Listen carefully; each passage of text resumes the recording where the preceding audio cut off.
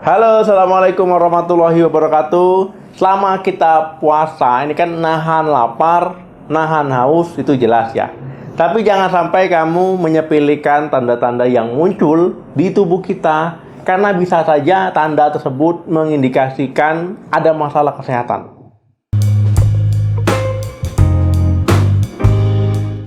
Jangan sampai memaksakan diri untuk tetap berpuasa jika memang sedang kondisi tubuh tidak sehat. Ya tunggu sampai fit baru puasa atau mengganti puasa di kemudian hari ya jika kondisi sudah sehat kembali.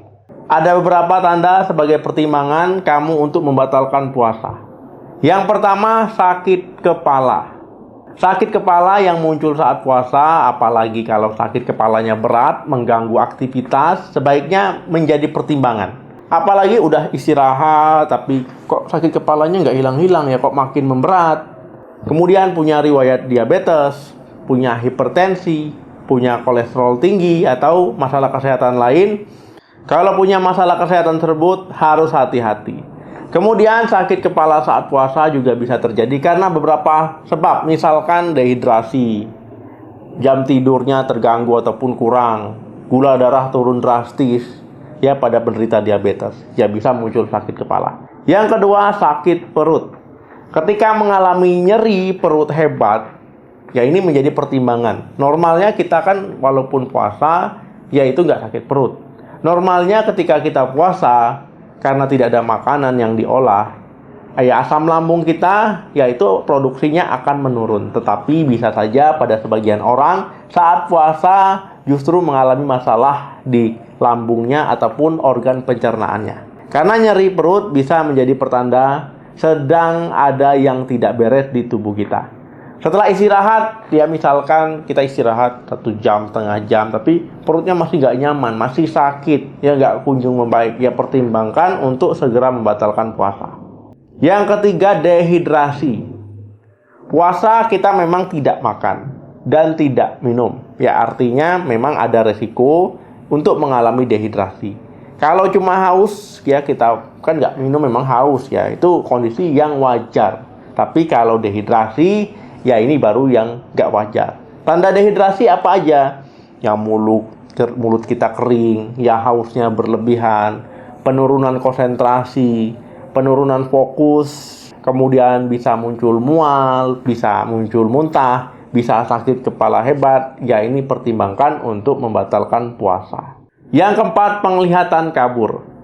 Saat puasa, gula darah kita memang akan menurun, karena memang nggak ada makanan yang diolah. Tubuh kita ini hebat ya, tetap dia akan kompensasi dengan memakai cadangan ya, di otot, di hati, kemudian baru nanti lemak akan dibakar untuk jadi energi. Tetapi jika sampai penglihatan kita kabur, ini bisa menjadi indikasi jika gula darah terlalu rendah, sehingga ini mempengaruhi otak, kemudian penglihatan jadi kabur. Apalagi kalau memang ada riwayat diabetes ataupun sakit gula darah.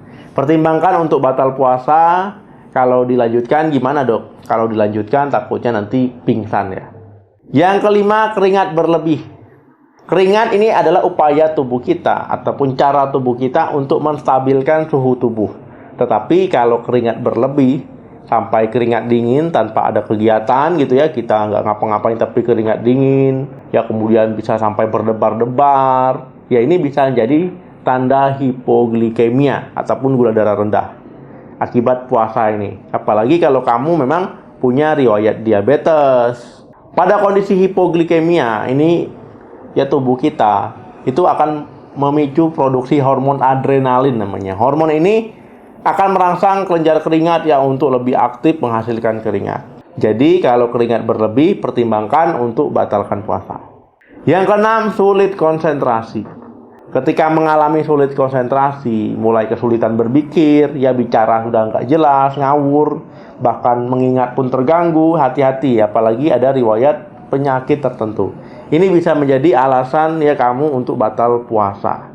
Jadi ya tanda-tanda tadi, apalagi disertai dengan gejala lain ya, sakit kepala, keringat dingin, mual dan muntah, hati-hati.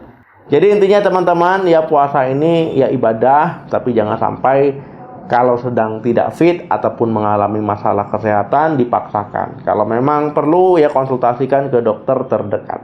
Terima kasih yang sudah nonton video sampai habis. Jangan lupa di like, di share, di subscribe channel ini. Sampai ketemu lagi. Salam sehat, sampai jumpa.